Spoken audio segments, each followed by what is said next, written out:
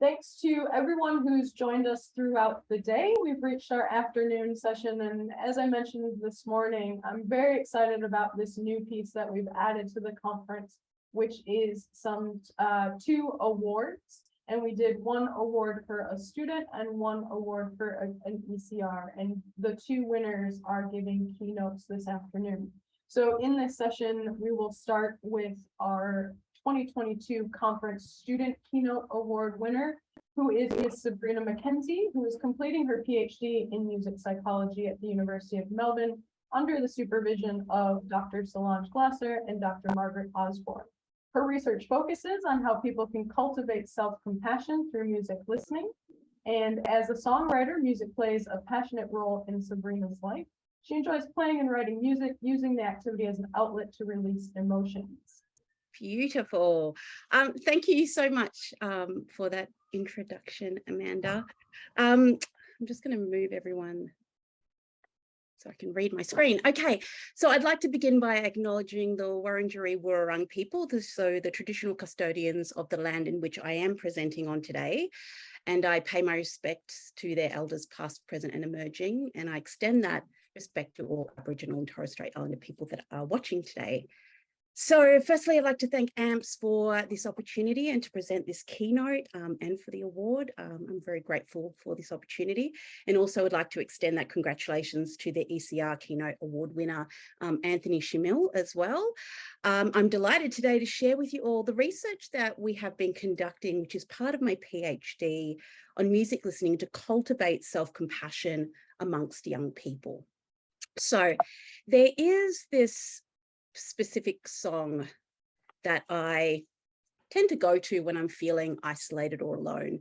You see, my brother passed away at the age of 9 years old, and after a life of constant health battles, Jermaine suffered severe mental and physical limitations, and later in his life he was diagnosed with leukemia. So Jermaine and I, we had this very special bond. He was my companion during my experience of childhood trauma. When I lost him, I didn't only lose a brother, I lost my best friend. At my brother's funeral, my family and I, we chose this song to walk him out of the service with, and that song was Tina Arena's Now I Can Dance. You see, Jermaine always loved dancing to music. Every time a song came on, he'd move his body. However, when he moved his body, sometimes it would cause him to be in some pain due to his limitations. And so the original writers of the song, Now I Can Dance, so Arena and Tyson in 1997, they intended the lyrics to resemble transition of demanding work as a musician to artistic freedom. My family, however, interpreted the content quite differently. Our interpretation of the lyrics was Jermaine's transition from life here on earth to the afterlife, because now he could dance, he was free. So we all connect and interpret music and songs in so many different ways. Research shows that there is this general consensus that music has this ability to cultivate significant emotion in the people who interact with it. It was through my experience with my brother Jermaine that I started to realize that I was using music listening as this tool to nurture the understanding that I wasn't alone in my life's struggles. So there is no denying that listening to music is an essential part of this human experience. During this conference, for example, we've had this opportunity to learn and share research surrounding music and its overarching capabilities.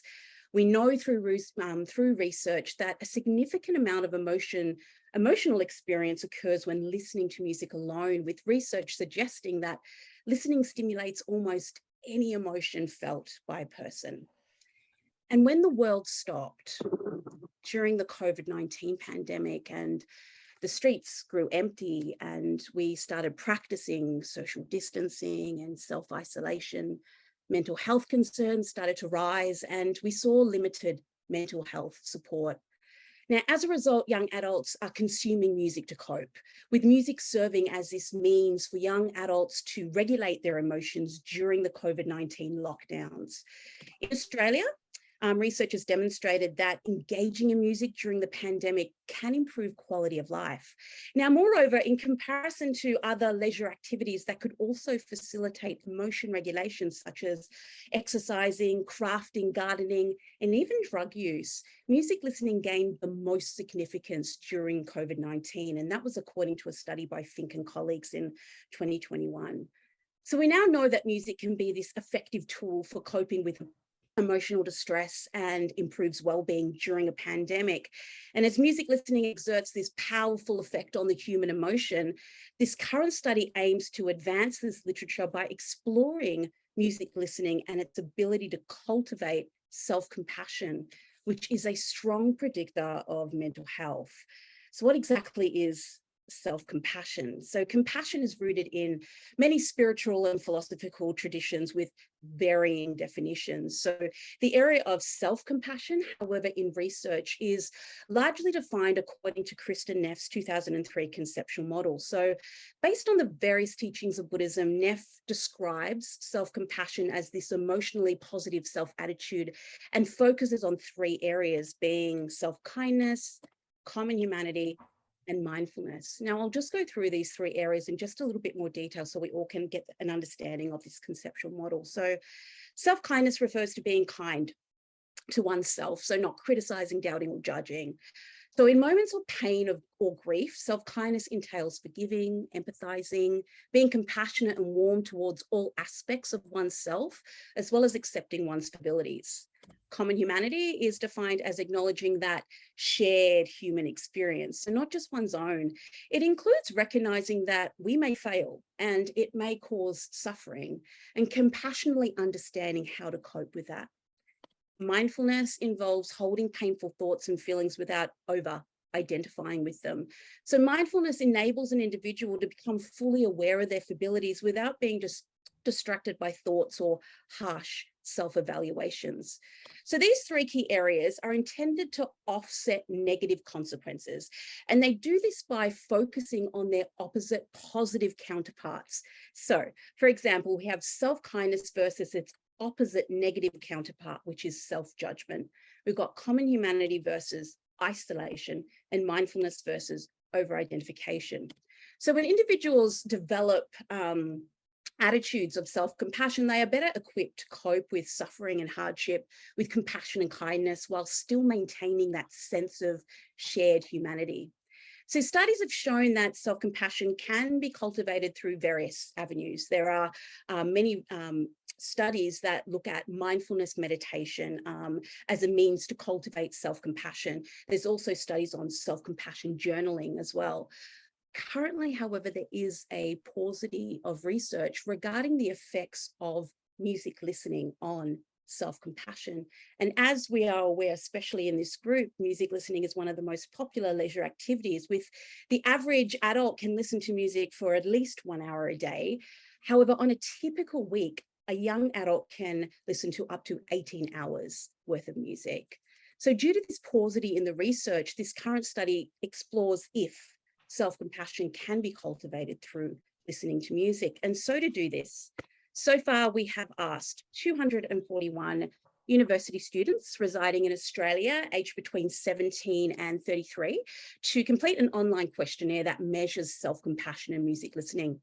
Now, it is important for me to note here that when someone is unfamiliar with that concept of self-compassion, it can be difficult to distinguish it from other concepts. So this is largely due to the various definitions that are out there, including this one from Oxford Dictionary in 2016, which defines compassion as sympathetic pity and concern for other people's suffering. So researchers in compassion, such as Dr. Kristin Neff, as well as Dr. Paul Gilbert, they regularly point out in research that pity can result in disconnect from others. So it's kind of like that feeling of sorry for someone, like poor them, or can't believe they're going through that. I'm glad it's not my problem. So similarly, when someone experiences self-pity, they tend to forget that other people have similar problems like them. So another area that is regularly compared to self-compassion, self-esteem. So self-esteem can be that subjective sense of self-worth, and the concept of self-compassion in research does not rely on self-evaluations like self-esteem can. Now, due to these varying definitions that are out there on compassion and self-compassion, this study employed a deductive approach where participants were provided with a very brief explanation of Kristen Neff's conceptual model of self-compassion, and they were briefly introduced to the areas of self-kindness, common humanity, and mindfulness, as well as the opposite negative counterparts as well. They were then asked to reflect on various questions. So this was the first question.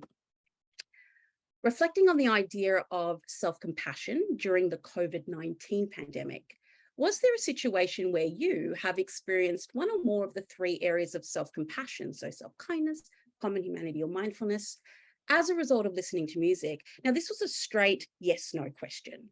And we are still in the very early stages of analysis, but preliminary results do indicate that 82% of the sample experienced self-compassion. So they marked yes to this question as a result of listening to music during the COVID-19 pandemic.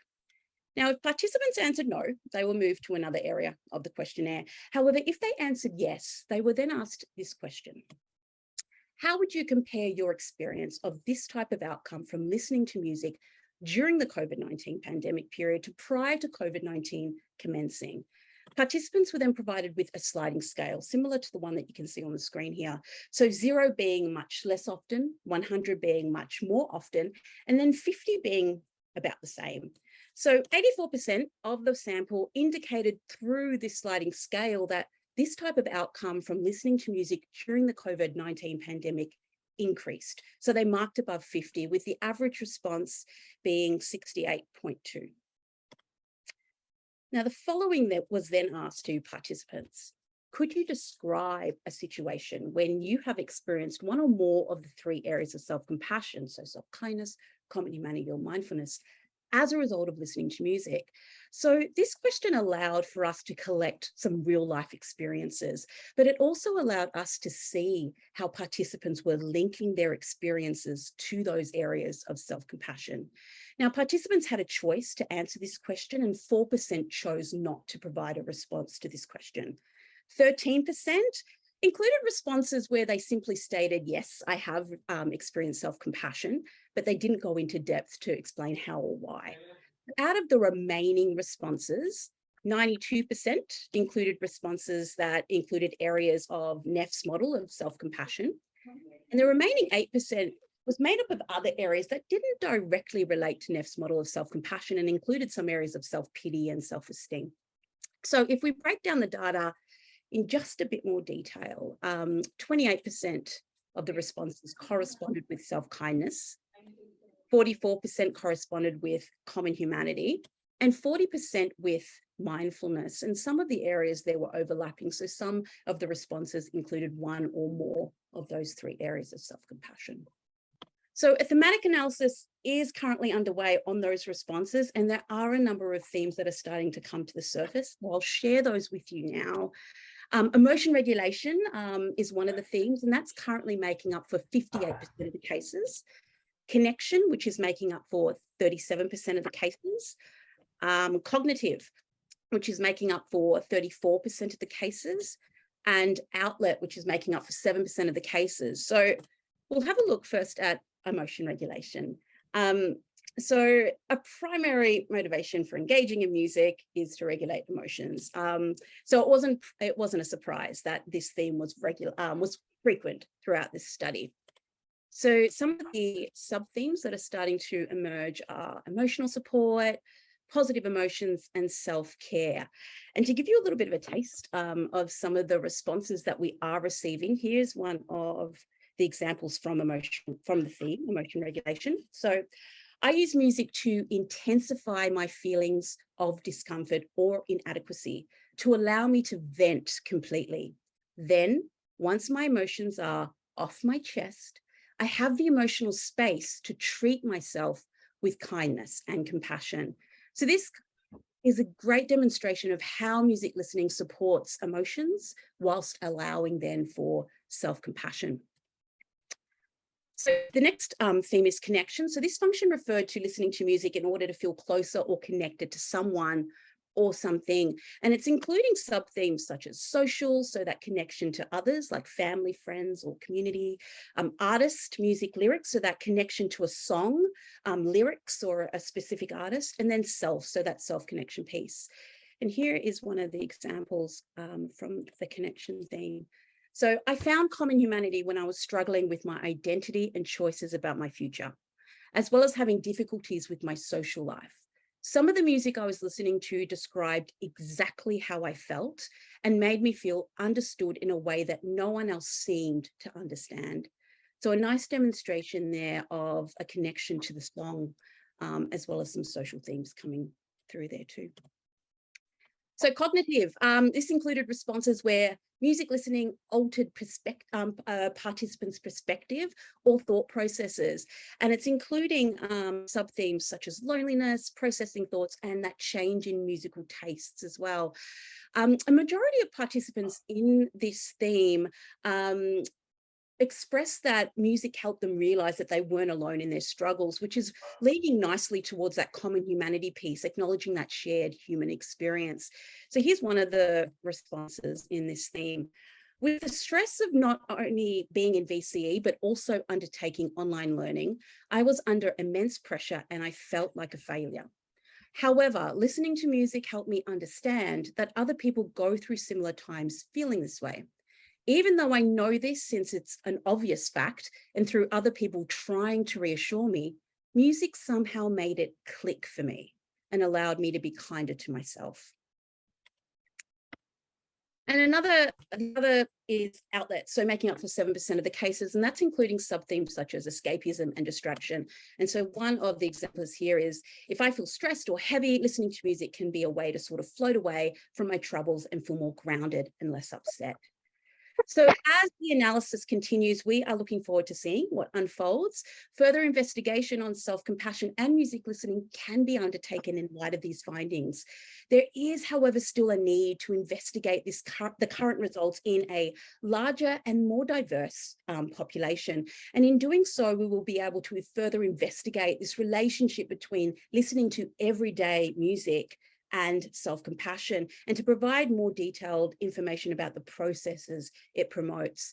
Now, through this current study, we have been exploring if self-compassion can be cultivated through music listening, and we acknowledge by illustrating Neff's model of self-compassion does have limitations. And whilst there is this existing model of self-compassion, it's not the only one, and these models have not been explored through the medium of music listening. So the next study for my PhD will adopt a grounded theory approach, and will examine the how and why music listening cultivates self-compassion. So looking at what's in a song, what's in music, what lyrics, instrumental, what sort of pieces are cultivating these feelings. And this study will take a more inductive angle. So the findings of this study aims to enrich existing literature on music and emotions. It aims to build on previous studies demonstrating self-compassion's ability to improve mental health, as well as aims to broaden understandings on the pandemic's impact. With the results of this study, as well as the ongoing research that we're doing, we hope to contribute to the development of interventions to support mental health and well-being through everyday music listening. This research may also be of interest to anyone interested in how they respond to music and the potential benefits of their everyday music listening habits. So thank you.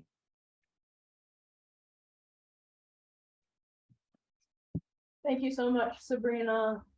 A fantastic overview of your results that are still coming out, with more to come.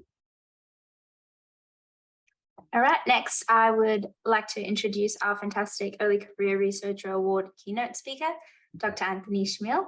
Anthony is a postdoctoral research fellow at the Marx Institute for Brain Behaviour and Development at Western Sydney University.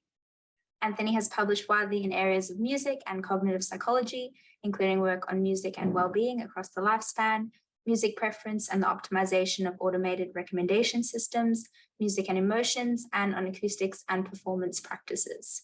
Today, Anthony's keynote focuses on progress he and a large team at Marx have made on an ongoing ARC discovery project relating to the benefits of music for older adults. So thank you, Anthony. Please proceed. Thanks, Kayla, and thanks so much to the organizers of AMPS. I really appreciate it. It's such a privilege to be able to give this keynote today. And also thanks to Sabrina for such an amazing talk. It's a hard act to follow. What I'm going to be discussing today is a large project, and it's not just me on the team. I need to really highlight my team members here because I get to present this work, but obviously there's a lot of other work that goes on behind the scenes as well. And in particular, I need to highlight Dr. Jennifer McKenzie, who you can see on the left-hand side of the picture. This is really her project. She's been steering the ship for several years. And Jenny's now based in the UK. So we're developing beneficial musical interventions for older adult novices. Just give me a moment. So as an overview of this talk, I'll be giving a background and a brief outline of our current ARC project. I'll then present some preliminary findings for some broad initial analyses, and these are really some blanket analyses, you might call them, because we have some more complex ones coming up. I'll discuss that in a little. And then I'm also going to touch on at the end an examination of pitch perception abilities for our older adult novices that we've done, and a forthcoming iPad training app called PitchDraw. So the impetus for this project is really dementia, and the fact it's a significant concern and an increasing concern. It's estimated that by 2060, the number of people with dementia in Australia will about have doubled. And the underlying research question for this ARC project is how can we use music to best assist healthy aging? And we decided to take a preventative non-clinical intervention approach using cognitively intact older adults. So people who had sat a mini ACE3 test and scored above a certain threshold. And there are three real areas of focus, being cognition, and also motor function and general well-being. And the idea is what kind of benefits or changes might we see with musical engagement and education, and that might give us an idea on how we can offset some cognitive decline as we age.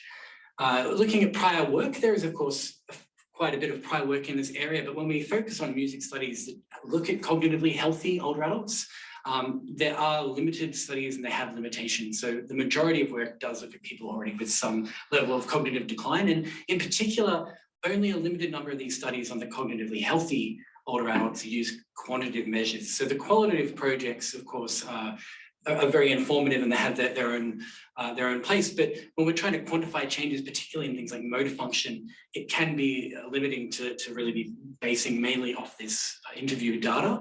You'll see that I've listed 7 studies, and that's to my knowledge, the majority of the studies in this area using those quant methods. But what I think is just as significant is the fact that most of these studies are limited to an observation period of only around 8 to 12 weeks. On occasionally, this might go up to 4, 5, or 6 months. And I would argue this is likely not long enough for meaningful results to emerge. If you think about music education, we tend to learn across years, if not decades. And as one example, Jenny McKenzie ran a pilot study, and while there were changes observable, the effects were relatively weak. So these are some of the limitations we're trying to work around.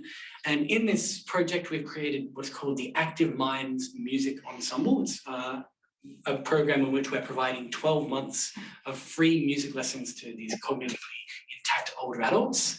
We have 68 older adults ranging from 65 to 79, and they're spread across 10 classes. We've actually hit the point where our 12 months for all those 10 classes is recently wrapped up, and we're now in a follow-up area. To give you a background on what we're doing, they're learning oral and motor skills on 2 different instruments. That's a digital keyboard and also an iPad app called Thumb Jam. You'll see the iPad app on my next screen, and they spend 6 months on each instrument, and it's randomized which instrument they'll start with. So by the end of the year, they've each spent 6 months on each instrument.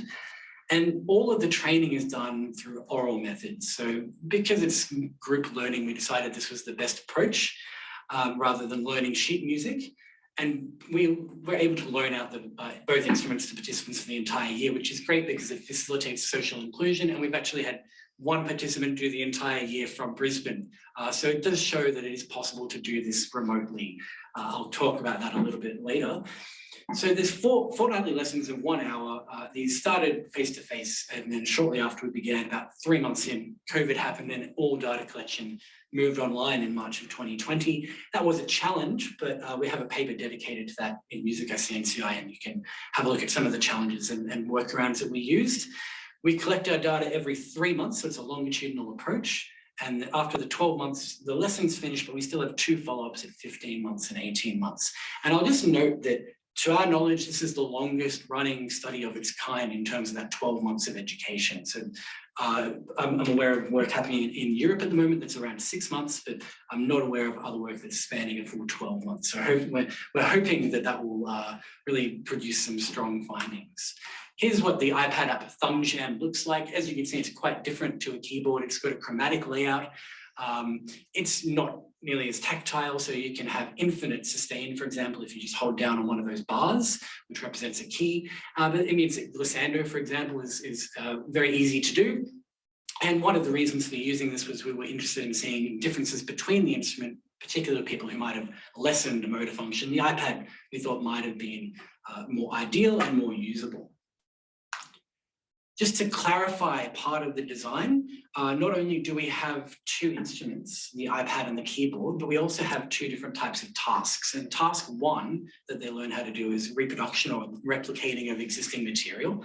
And task 2 is structured improvisation, so providing 3 or 4 starting notes and then providing them with 14 methods that they can use to begin creating their own material. Roger Dean presented earlier today on that, so I won't focus too much on improvisation. You can always go back and watch the recording of that, but I'll just note that there's 4 different, you might call them blocks that are randomized. So all of this is counterbalanced and randomized so that by the end of the year, all of our 68 participants have gone through all 4 blocks in a random order. Now, I've gone through the background and the design, and what I'm going to spend the next few minutes on are some preliminary findings. We ran Bayesian modeling on some of our measures of cognition and motor function and also musical aptitude. But I just want to highlight a big caveat here, which is that these are only looking at data from the 0 month to the 12-month mark. So we're not looking yet at the 15 and 18-month data, that's still under collection. And we're not yet splitting these by instrument or the task, the specific task that they're doing. I think some of the most interesting questions will likely come out of those areas and those more advanced analyses that are yet to come. But just for the moment, while we're still collecting data, this is what we're just trying to have a look at an overall blanket analysis. So what we're not yet including examinations of well-being. We had 2 quantitative scales there, and also qualitative interviews for well-being every 3 months. I'm not going to have a look at those today. Musical performances, as you would have heard if you went to Roger's talk, we gathered MIDI data every 3 months of their recordings of improvisations or their replications, and we've got automated methods to have a look at their success in that. And we're also not looking yet at creativity, which is measured through an alternate uses task. Let's start with the first examination of motor function or dexterity. We created a finger tapping test in Max 8. So that our participants were sat at a keyboard, and in the first task, part A, they only used their index finger to repeatedly tap the middle C key as quickly as they could for 10 seconds, and they did this 3 different times. And then in the second part, they used their index and middle fingers and alternated between the C and the D notes. And the max patch captured the maximum number of taps that they were able to do in this 10-second period. This is a reasonably well-known test in the literature. I'll note that we did have another motor function test, but we had to drop it due to it not being able to function online. So looking first at our single finger tapping data, I'll just explain we're using Bayesian modeling, which means there's no p-value attached. You're receiving a strength of evidence. A low strength of evidence, something around 0, would be the equivalent of something with a really high p-value. And once we get to about an evidence ratio of 39, that's the equivalent of a p-value at under 0.05. So here you can see that we've got a Bayesian evidence ratio of 1.5. It's very small. There's essentially no evidence of any change over the 12 months for single finger tapping. But when we look at dual finger tapping, you'll see that the evidence ratio is up to 250. So this is the equivalent of perhaps p less than 0.001. And you'll see there's a steady increase in this domain-specific tapping task of 2 fingers. So in terms of motor function here, yes, there is an improvement over the 12 months, and that is similar to similar literature. Looking now at our first test of cognition, we used a digit span test. For those of you not familiar with that, participants were given increasing strings of spoken numbers. So it might start off with 2 numbers in a row and move up to 3 numbers, 4 numbers in a row. And the maximum was 9 digits. And they did this at 0 months and then again at 12 months. And we've got an evidence ratio. I'm not sure if you can see that due to Zoom, but the evidence ratio is 520. So that's a huge effect. Certainly That's a statistical difference there, and an improvement of about 10%. Moving on to the Trails test. We've got Trails test A and B, and these examine different things. Part A examines motor function because it's simply on an iPad app examining how quickly a participant can tap through numbers 1 to 25 in sequence with their finger, whereas part B examines executive functioning or cognition because it's more intense. It's going to be alternating number letter, so 1A, 2B, 3C, and so on. And so they are looking at different things, starting off with the motor function test or Trails A. We've got this evidence ratio of 665. So again, the equivalent of P under 0.001. And you'll see that while there is an improvement, because the lower the score in seconds, the better they're performing, this was observable by about 6 months in, and there wasn't really any difference from that point on. So in terms of motor function, it's a relatively quick onset for this benefit, moving from around 26 to 23 seconds. In terms of the cognition, Trails B, the evidence ratio is about 2,000. This is a huge effect, really. And you can see it's a more linear increase where they're starting a bit over 80 seconds and then moving to about 65. So looking at probably around 15 to 20% improvement in this. Of course, some of this could be due to the fact that they're repeating this task on the iPad, and also they're perhaps getting more used to the task. But there is normative data that we can also compare to. So I'm sure that a reasonable portion of that improvement could be attributed to, hopefully, to the music study that they're engaging. The final bit of preliminary data before I move on to the last section of this paper is musical aptitude. You may know the well-known Gold MSI index, and that's got the melody memory test and the beat perception test to examine pitch perception and beat perception respectively. We did this at every 3 months, and this produces a score from -4 being the worst to +4 being the best. In this melody memory task, participants were asked to pick the odd melody out from 3 examples, and it's an interactive test where they get harder the better you do, or they get easier the worse that you do. If you look across the 12 months, there is an evidence ratio of 34.6, so not quite at our 38 threshold, but that's still it's moderate to strong evidence, and there's an improvement there.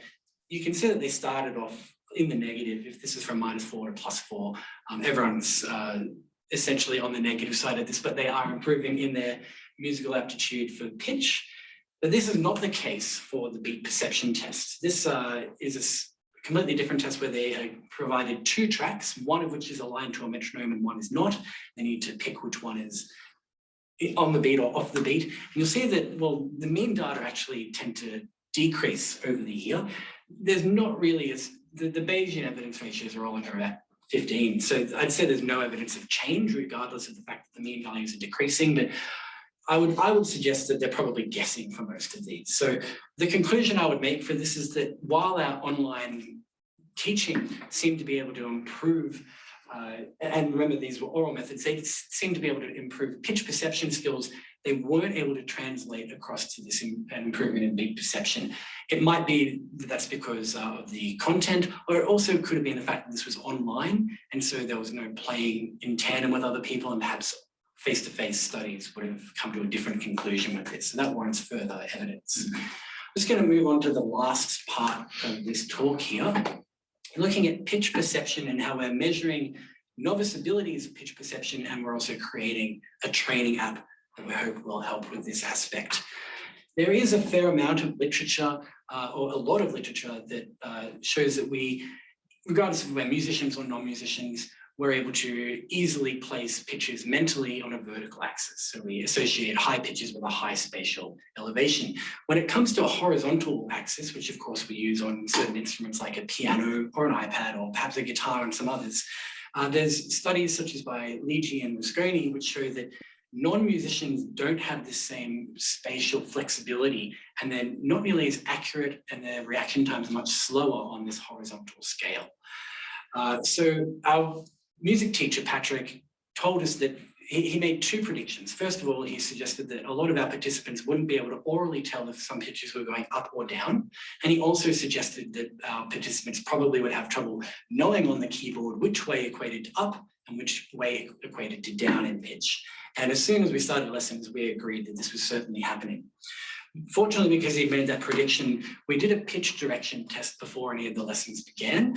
And this again was in a Max 8 patch, and we asked our participants to sit in front of a computer and they were playing 2 piano tones through headphones. And the piano tones, either the second one was higher or it was lower than the first tone. And they were just asked which, is it increasing or decreasing? So each participant had 10 random trials with the intervals ranging from 1 semitone or a minor second up to a 4 semitones or a major third. As you can see, of our 68 participants, 41% scored 10 out of 10. Over a quarter made 1 error, and this tended to be that semitone difference, or one of the semitone difference questions. Almost a quarter made more than 3 errors, or 3 or more errors, but this was around 15% who made 5 or 6 errors, or who in other words are performing at chance. They're probably guessing for a lot of this. We decided to have a look in this further and see what are the main predictors of performance in this test. With the main predictor being the interval would probably be the key variable here, but we also examined things such as the direction, the trial number to see if they increased with the number of trials they were doing, and also their age. Interval was the main predictor here. As you can see, for the minor second, there was lower accuracy or lower correct responses, but this really evens out once we get to 3 or 4 semitones. There was no observable difference between direction. I know on the plot it does look like there is a difference at the minor second, but there were significantly more examples that had that minor second increasing rather than decreasing. So I would chalk that up to that. And there was no increase across trials, and there was no difference in age. Because I'm running a little short on time, I'll just be brief in terms of the gold MSI scales that we examined in tandem with this. We wanted to see if any of the 6 gold MSI scales predicted accuracy or correct responses. And we did find that musical training and perceptual abilities were big predictors. I personally hypothesized that singing might be the primary predictor, but there was no relationship there. So we will come out with a paper on this shortly, and you can examine this in more detail. Just to move along a little, the majority of participants made at least 1 error, which does suggest that most novices could benefit from enhancing this skill. And we decided 9 months later to have our participants reset the test, and there was strong evidence for an improvement in their score after the 9 months of music training.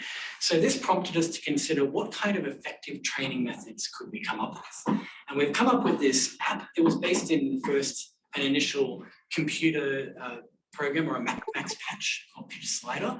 But PitchDraw is the name of this app. And essentially you're given a target note and then a second pitch. And by using this slider on the screen, you can change that secondary pitch. You're trying to match that secondary pitch to the target pitch. You can do this either on a horizontal or a vertical axis, and it does increase in complexity or at different levels. We haven't tried the iPad app out yet because we're still getting it up and running, but in the preliminary analyses or preliminary tests of our computer version, many of our participants reported this as being really useful. But how can we reach a younger audience? Well, this is where my personal favorite aspect of the app comes in, which we call PitchDraw McCaw. In PitchDraw McCaw, it's the gamified version, and participants, it still works in the same way, but participants are trying to shoot missiles at the invading McCaw character, and they do this by correctly answering the question. And as you can see, there's a health bar in the top left corner. So hopefully this will it's aimed to be free, and hopefully this will be a great training tool for both, well, for people across the entire lifespan, really. Just to wrap up, my conclusions are that, first of all our older adults consistently reported via interviews to be thoroughly enjoying the program. We had an attrition rate of about 10%, which for a full year, I think is quite low. So I think it has been successful in that way. We haven't looked at the quantitative well-being or enjoyment data yet. The transition to online was successful, but was very challenging. We've got a paper dedicated to that if you're interested in Musica Scientia, and one of the main things being reduced social opportunities and a need to learn IT. There have been promising findings, which I'm really happy to report. Worried that there wasn't going to be much But I'm very happy that in cognition and motor function and pitch perception, we've seen increases, but there was no difference in deep perception. So this warrants further thought. And there are, of course, many more complex analyses to come, focusing on task and instrument. And one of the outputs of this project, of course, is our PitchDraw app, which is aimed to facilitate this kind of melody memory skill. So thanks very much. I'd be very happy to answer any questions at this point. And I'll stop my sharing. Both you and Sabrina for really wonderful keynote presentations this afternoon. If everybody can join me in a round of applause for our two keynote award winners this afternoon.